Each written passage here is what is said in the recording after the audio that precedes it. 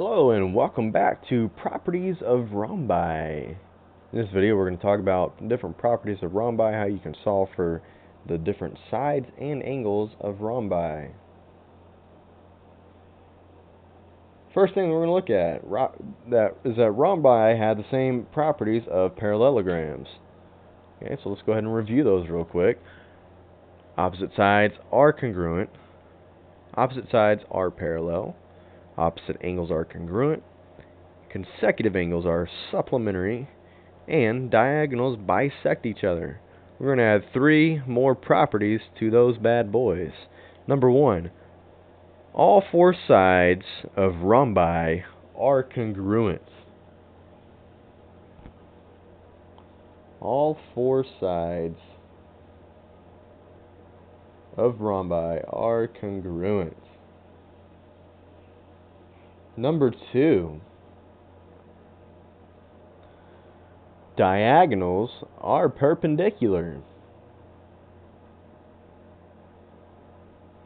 The diagonal lines are perpendicular. Diagonals are perpendicular.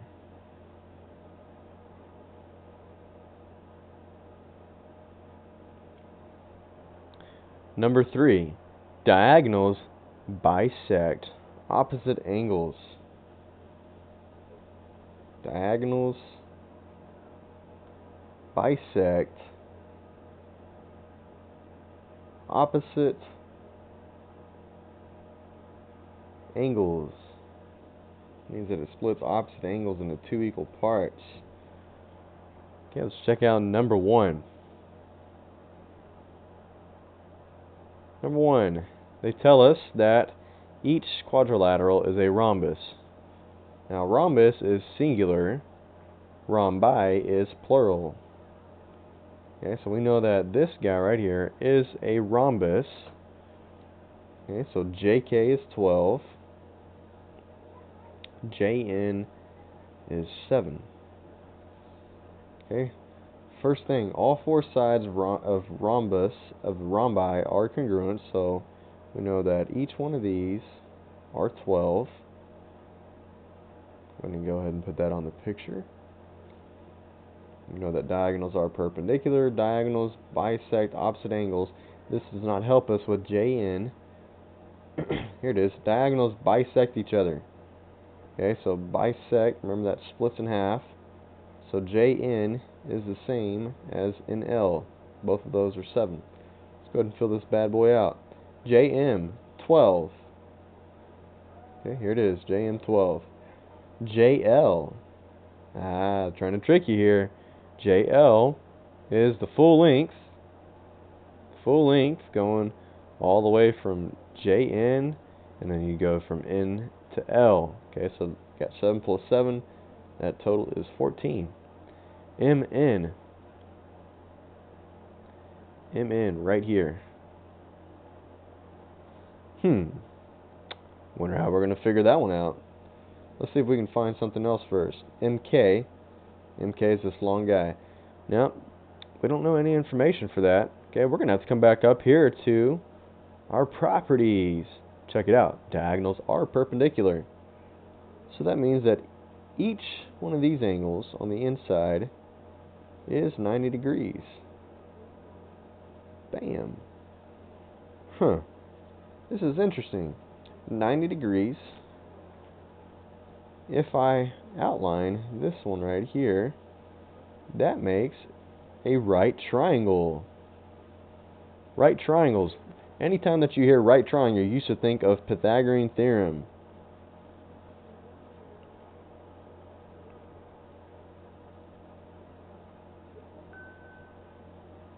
Pythagorean theorem. A squared plus B squared equals C squared. Alright, remember, C is always across from the 90 degrees. So we got C. It doesn't matter which ones A and B are. The only one that does matter is that C is across from the 90 degrees. So let's go ahead and fill this in. Okay, A squared. A is 7.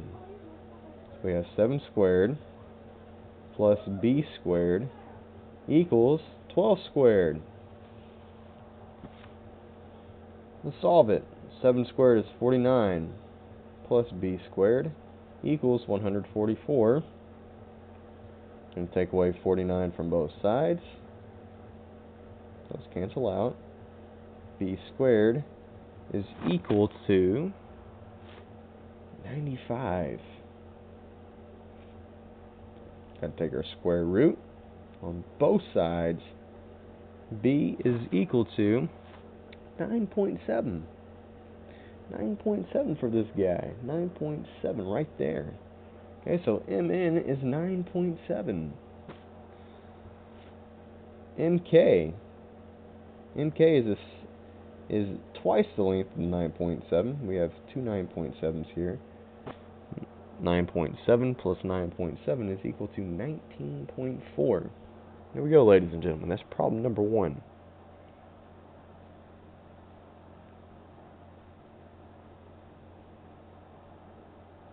Let's take a look at number 3.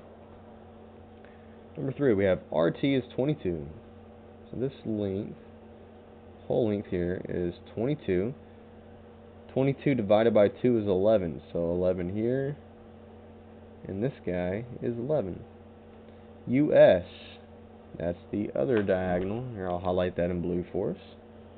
The other diagonal, US, is 18. 18 divided by 2 is 9. So we got 9 and 9. This is interesting. We have not seen a problem like this before.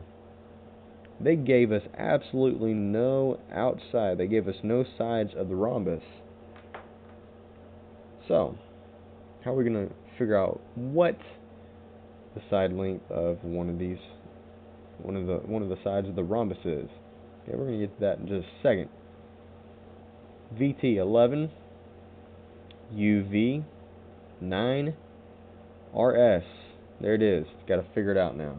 Okay, RS. Remember, in a rhombus, diagonals create perpendicular angles where they intersect. So all these are 90 degrees. So we can use a squared plus b squared equals c squared. Okay, c squared, or c, is always across from the 90 degree. So I can fill in a and b with 9 and 11 respectively. 9 squared plus 11 squared equals c squared. 81 plus 121